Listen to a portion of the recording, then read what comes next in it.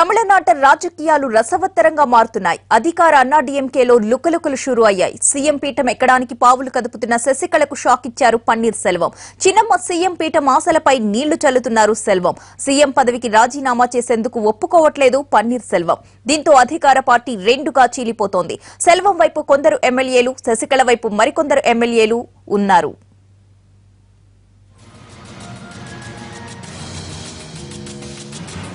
జయలలిత నమ్మిన బంటు అయిన పన్నీర్ సెల్వం గతంలో ఆమె ఆదేశాల మేరకు సీఎంగా పగ్గాలు చేపట్టారు. ఆమె కోసం పదవిని తృఢప్రాయంగా త్యజించారు. కానీ ఇప్పుడు అలా కాదు. శశికళ కోసం పదవిని వదులుకోవడానికి సిద్ధంగా లేరు.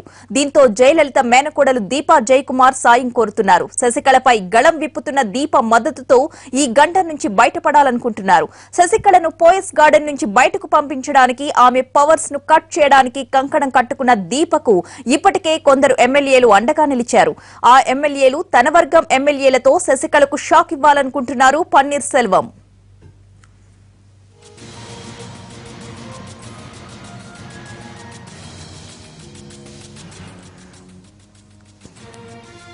తమిళనాట పగ్గాలు చేపట్టడానికి పావులు కదుపుతున్న అన్నాడీఎంకే ప్రధాన కార్యదర్శి శశికళ ఇవాళ శాసనసభాపక్ష సమావేశాన్ని నిర్వహించనున్నారు.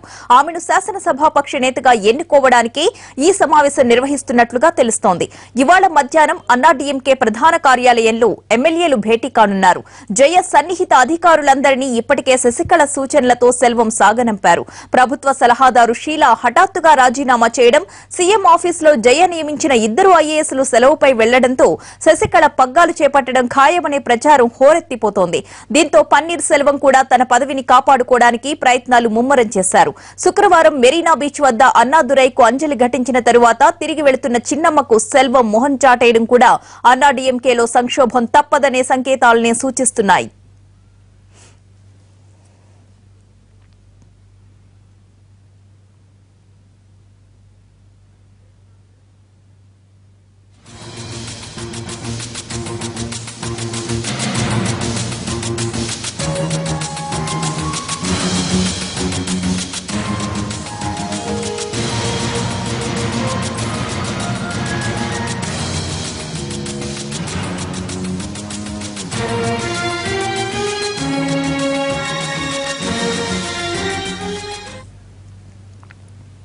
తమిళనాడులో తాజా రాజకీయ పరిణామాలను మా ప్రతినిధి విజయ్ అందిస్తారు. విజయ్, చెప్పండి, నిన్నటి వరకు కూడా శశికళ సీఎం అయిపోతారు అని ప్రచారం జరుగుతుంది. కానీ ఈ రోజు సీఎం సెల్వం ఎట్టి పరిస్థితుల్లో కూడా రాజీనామా చేయడానికి సిద్ధంగా లేరు. అలాగే దీపతో ఆయన దీప ఎమ్మెల్యేలు కలిసి పోరాడడానికి సిద్ధంగా ఉన్నట్లుగా వార్తలు వస్తూ ఉన్నాయి. దీనికి సంబంధించిన పరిణామాలు ఏ విధంగా ఉండబోతున్నాయి?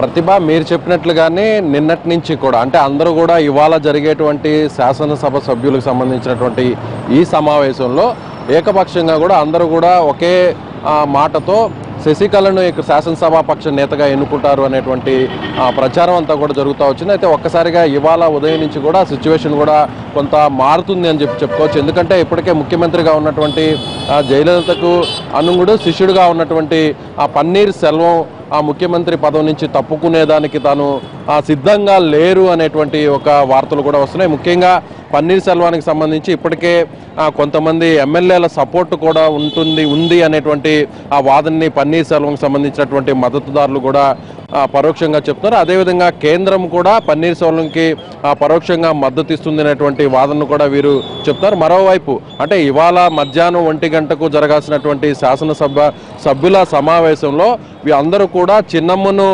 ముఖ్యమంత్రి పదవిని అధిరోహించడానికి వారందరూ కూడా ఏకవాక్య తీర్మానం చేయాలనేటువంటి ఉద్దేశంతో ఇక్కడ అందరూ కూడా ఎమ్మెల్యేలు వస్తున్నారనేటువంటి ఆలోచన జరిగినప్పటికీ అయితే పన్నీర్ సెల్వం మాత్రం తాను రాజీనామా చేయడానికి సిద్ధంగా లేనట్టుగా ఆయన వ్యవహార శైలి కూడా కనిపిస్తున్నట్లుగా ఆ పన్నీర్ సెల్వంకి సంబంధించినటువంటి అభిమానులు కూడా చెప్తున్నారు. అయితే నిన్న జరిగినటువంటి అన్నాదురై వర్ధంతి రోజును కూడా పన్నీర్ సెల్వం అంటే చిన్నమ్మకు దాదాపుగా ఈ 2 నెలల్లో కూడా గమనించినట్లయితే జయలలిత మరణాంతరం కావచ్చు, జయలలిత హాస్పిటల్లో చికిత్స పొందుతున్నప్పుడు కావచ్చు, ఆ పన్నీర్ సెల్వం ఏ విధంగా అయితే అమ్మకు జయలలితకు ఏ విధంగా అయితే విధేయంగా ఉంటూ వచ్చారో అదే స్థాయిలో చిన్నమ్మ శశికళతో కూడా అదే స్థాయిలో ఆయన వ్యవహరిస్తూ విధేయంగా ఉంటూ వచ్చారు. అయితే నిన్న జరిగినటువంటి పరిణామాలను ఒక్కసారిగా గమనించినట్లయితే నిన్న అన్నాదురై వర్ధంతి రోజున పన్నీర్ సెల్వం నేరుగా శశికళ ప్రతిసారి కూడా శశికళను కారు ఎక్కించడానికి నేరుగా కారు వద్దకు వచ్చేటువంటి పన్నీర్ సెల్వం అయితే ఆమెకు చెప్పి కూడా వెళ్లకుండా నేరుగా అక్కడ నివాళులు అర్పించిన తర్వాత నేరుగా పన్నీర్ సెల్వం వెంటనే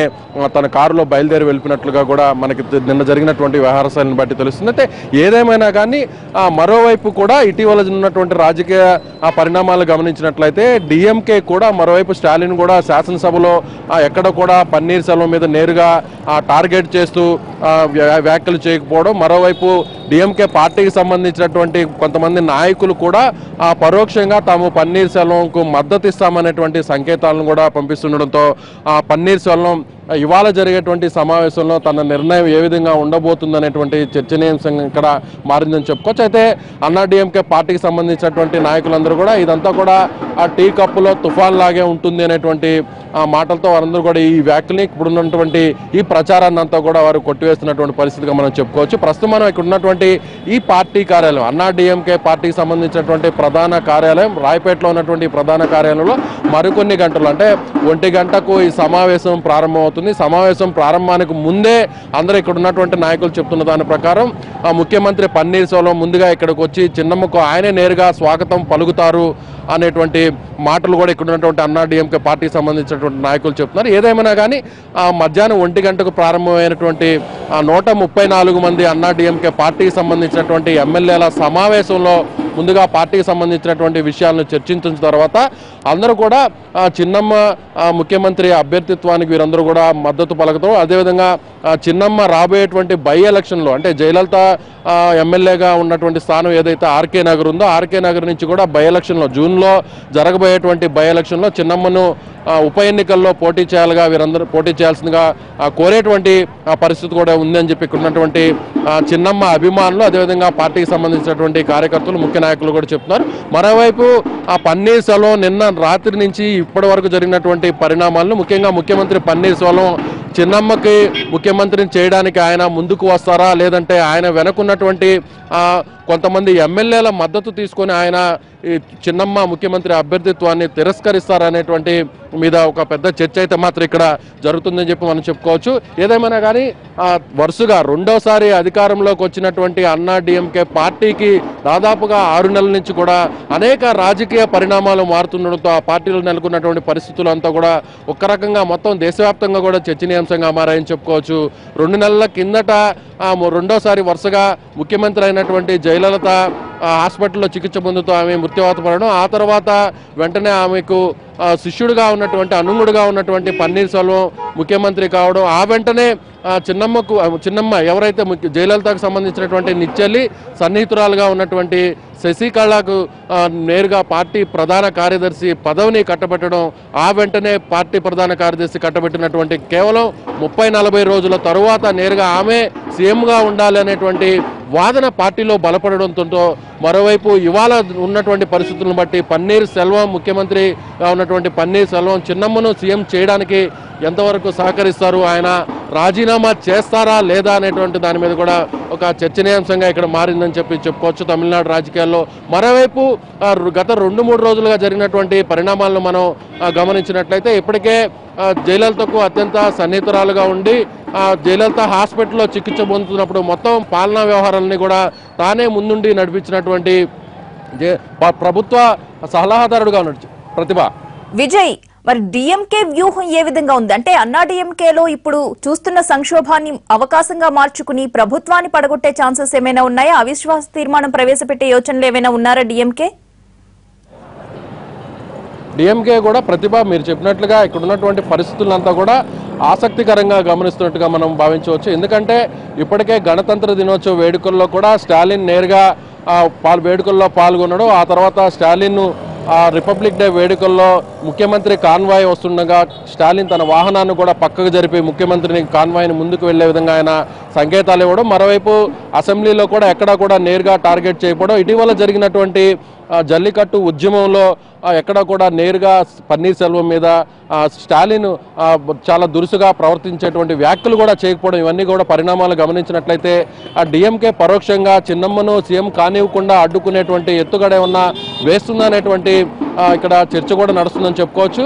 మరోవైపు చిన్నమ్మకి అత్యధిక మంది ఎమ్మెల్యేల సపోర్టు సీఎం చేయడానికి ఉన్నప్పటికీ కూడా ఇప్పుడున్నటువంటి పరిస్థితులు అంటే ఓవైపు జయలలిత మేనకోడలుగా చెప్పుకునేటువంటి దీప ఓవైపు చిన్నమ్మకు వ్యతిరేకంగా ఆమె చేస్తున్నటువంటి వ్యవహార శైలి కావచ్చు, ఆమె అనుసరిస్తున్నటువంటి విధానాలు ఇవన్నీ కూడా చిన్నమ్మకు వ్యతిరేకంగా ఉన్నాయి. ఆమె కూడా రేపు జరగబోయేటువంటి జూన్ మాసంలో జరగబోయేటువంటి ఆర్కే నగర్ బై ఎలక్షన్లో ఆమె కూడా పోటీ చేస్తాను అనేటువంటి ఆ ప్రకటన అదేవిధంగా ఆ సంకేతాలు కూడా ఇస్తుండడంతో ఆ చిన్నమ్మను ఎట్లాగైనా సరే అడ్డుకోవాలి. చిన్నమ్మ కానీ ఆ సీఎం అయితే తర్వాత జరిగేటువంటి పరిణామాల్లో ఒక రకంగా పార్టీకి కొంత నష్టం జరిగేటువంటి విషయం ఉండడంతో అటు డిఎంకే పార్టీకి సంబంధించినటువంటి ముఖ్య నేతలందరూ కూడా ఆలోచిస్తున్నారు. డిఎంకే వర్కింగ్ ప్రెసిడెంట్గా ఉన్నటువంటి స్టాలిన్ ఇప్పటికే ఆ పార్టీకి సంబంధించినటువంటి ముఖ్య నేతలందరితో కూడా ఆయన నేరుగా ఫోన్లో సంప్రదించడం, అదేవిధంగా ఇవాళ జరిగేటువంటి అన్నా డిఎంకే పార్టీకి సంబంధించినటువంటి ఎమ్మెల్యేల సమావేశంలో జరిగేటువంటి పరిణామాలు కావచ్చు, అదేవిధంగా చిన్నమ్మకు సీఎంని చేయడానికి ఎంతమంది ఎమ్మెల్యేలు మద్దతు ఇస్తున్నారనేటువంటి దాని మీద కూడా ఆయన వాకప్ చేయడం, దానికి సంబంధించినటువంటి ఏదైతే పరిణామాలు ఉన్నాయో వీటన్నిటి ప్రతిభ దీప వైపు కూడా కొంతమంది ఎమ్మెల్యేలు సపోర్ట్ చేస్తూ ఉన్నారు కదా, ఎంతమంది ఎమ్మెల్యేలు ఉండి ఉండొచ్చు? అలాగే పన్నీర్ సెల్వంను సపోర్ట్ చేస్తున్న ఎమ్మెల్యేలు ఎంతమంది ఉన్నారు? ప్రస్తుతానికైతే మాత్రం అన్నా డిఎంకే పార్టీకి సంబంధించి మొత్తం 134 మంది ఎమ్మెల్యేలు ఉన్నారు. 234 మంది మొత్తం శాసనసభ్యుల్లో 134 మంది అన్నా డిఎంకే పార్టీ ఎమ్మెల్యేలు ఉండగా వీరందరూ కూడా ఈ సమావేశానికి హాజరు కావాల్సిందిగా 2 రోజుల కిందటే అత్యవసర సమావేశాన్ని ఏర్పాటు చేస్తున్నట్టుగా పార్టీ ప్రధాన కార్యదర్శిగా ఉన్న శశికళ వీరందరూ కూడా ఇన్ఫర్మేషన్ ఇవ్వడం జరిగింది, అదేవిధంగా ఆదేశాలు ఇవ్వడం జరిగింది. అయితే ఇవాళ జరిగేటువంటి సమావేశంలో దాదాపుగా ఎక్కువ మంది చిన్నమ్మకు మద్దతు ఇస్తున్నప్పటికీ కూడా కొంతమంది పన్నీర్ సెల్వంతో సన్నిహితంగా ఉండేటువంటి సీనియర్ నాయకులు అదేవిధంగా కొంతమంది ఎమ్మెల్యేలు కూడా పన్నీర్ సెల్వంకు సపోర్ట్ ఇస్తారు అనేటువంటి ప్రచారం కూడా ఇక్కడ జరుగుతుందని చెప్పుకోవచ్చు. అయితే పార్టీకి సంబంధించినటువంటి ముఖ్య నాయకులందరూ కూడా ఇప్పుడున్నటువంటి అంటే రాబోయేటువంటి 4 సంవత్సరాల్లో కూడా పార్టీ పరంగా ఎలాంటి ఒడిదొడుకులు లేకుండా ఒక మంచి పాలన అందించాలంటే ఖచ్చితంగా జయలలితకు సన్నిహితంగా ఉన్నటువంటి నిశ్చలుగా ఉన్నటువంటి శశికళను పార్టీ ప్రధాన కార్యదర్శిగా ఉన్న శశికళనే సీఎం చేయాలనేటువంటి ఆ వాదనని వీరు ఇక్కడ బలంగా అనిపిస్తున్నారు. కానీ నిన్నటి నుంచి ఇవాళ జరిగినటువంటి పరిణామాలను చూస్తే పన్నీర్ సెల్వం ఎంతవరకు రాజీనామా చేయడానికి ముందుకు వస్తారా అనేటువంటి చర్చ అయితే మాత్రం ఇక్కడ పెద్ద ఎత్తున జరుగుతుంది. మరోవైపు కేంద్రం కూడా ఇటీవల కాలంలో నెలకొన్నటువంటి పరిస్థితులు గమనించినట్లయితే జల్లికట్టు ఉద్యమానికి సంబంధించినటువంటి ప్రత్యేక ఆర్డినెన్స్ తీసుకురావడం, అదేవిధంగా ఇక్కడ జరిగినటువంటి ప్రోగా జరిగినటువంటి ఉద్యమాలు ఇవన్నీ కూడా గమనించినట్లయితే పన్నీర్ సెల్వంకు మద్దతు ఇక్కడ పార్టీలో కూడా పెరుగుతున్నట్లుగా మనకి చెప్పుకోవచ్చు. మరోవైపు కేవలం జయలలితకు అనుంగుడు శిష్యుడుగానే ఉన్నటువంటి పన్నీర్ సెల్వం గత 2 నెలల వ్యవధిలోనే ఒక్కసారిగా జయలలిత అభిమానాన్ని కూడా కొంతమేరకు చూరగొంటున్నాడు అనేటువంటి ఆందోళనతోనే ఒకసారిగా చిన్నమ్మ నేరుగా ఈ ముఖ్యమంత్రి పదవిని అధిరోహించడానికి ముందుకు వస్తున్నారని రాజకీయ విశ్లేషకులు కూడా చెప్తున్నటువంటి పరిస్థితి ఇక్కడ ఉందని చెప్పుకోవచ్చు. మొత్తం మీద అయితే మాత్రం అన్నా డిఎంకే పార్టీకి సంబంధించినటువంటి ముఖ్య నేతలు చెప్తున్నటువంటి విషయం ఇది మరికొన్ని గంటల్లో అన్నా డిఎంకే పార్టీకి సంబంధించినటువంటి ఎమ్మెల్యేల సమావేశంలో జరగబోతున్నటువంటి వ్యవహార తీరు ఇలా ఉంది. ప్రతిభ. Right, thank you Vijay.